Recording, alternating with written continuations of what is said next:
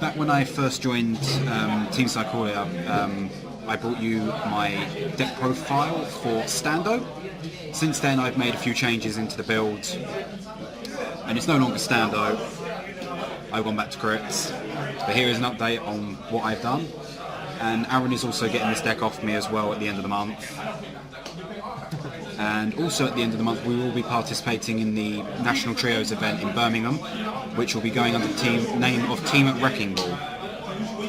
Right, so obviously started using Comro. Comro, as most people know, has the skill of counterblasting one, retiring itself, searching for any grade 1 from the deck. It's pretty standard. Trigger lineup. I'm playing 6 crit. So I've moved back to a crit build, mainly because I feel I work much better with crits than I do with stands.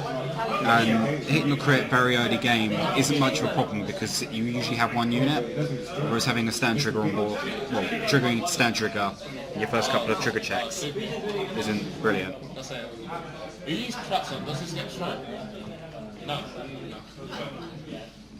And then excuse for the intermission.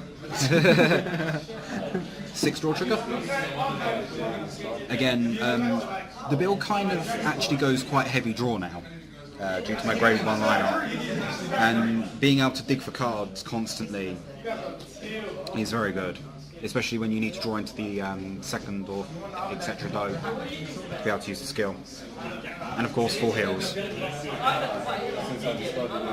So next up, grade 1s. Onto the grade 1 lineup. 4 Barry. Again, Comro can search this out, so playing 4 is good anyway. I play 4 perfect guards now in all my decks anyway, because obviously they're perfect defences and stop incredibly high powered decks. 4 bar. Standard 8k vanilla, makes for a good booster, that's pretty much about it. Also a good ride. 2 Kimnara, counterblast 1 puts itself into soul, chooses a grade 1 or less rear guard and retires it. Pretty much the same skill that Gatling Claw Dragon has, but of course this is going to require things like boosting units if they're problematic. Especially stuff like max beat. As Aaron just said, max beat, or something like Photon Bomb Wyvern or anything that gets skills off from boosting. Dreadmaster. 2 Gojo. Gojo rests itself, ditches a card from hand to draw a new card. Again, drawing power is great in this deck when you need to keep digging for dope. And of course, 2 Flame of Hope ammo.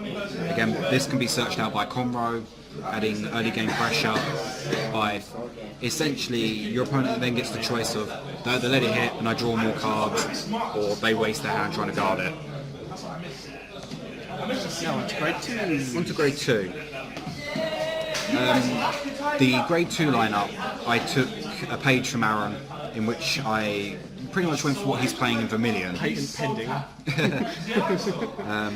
So I've chosen to play 4 Bellicosity.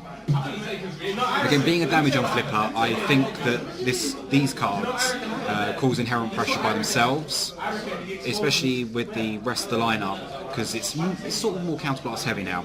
So having this forces guards pretty quickly, because your opponent never wants you to get the damage back. 3 Berserk Dragon. Again, it's a counterblast 2 to retire any grade 2 or less. Can hit intercepts, 12k attackers, pretty much anything I need to hit. Max starters. And then of course 4 Burning Horn Dragon, because my grade 3 lineup is pretty much just stand across right, because I never invested in Dauntless. So this is generally going to be 12k most of the time, which makes for a good big stick. And last but not least, grade 3s. Grade 3. 4 Overlord. Yes, delicious 2 trial decks and 2 set. Disgusting. I really need to change this. But change it out for Break Ride. Dragonic Overlord's quite nice because of the fact that it works on both rearguard and on vanguard circles, and it restands itself. That's why Aaron prefers stands. Yeah, as Aaron said, this is why I used to play the stand build, because if this never hit in, then I could stand trigger into it. But And the skill stays active. yes. So Still a good rear guard though. And then of course 4 of the end. In any deck that generally does Persona Blasts, Yeah, just tilt it Or, slightly. Like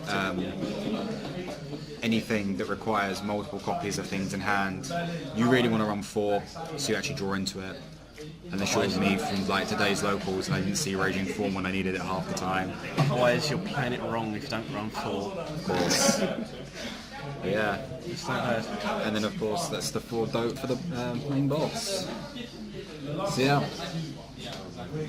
That's my updated build for dope. Obviously now crit dope with the Vermilion-esque lineup. Enjoy watching. See you later, guys.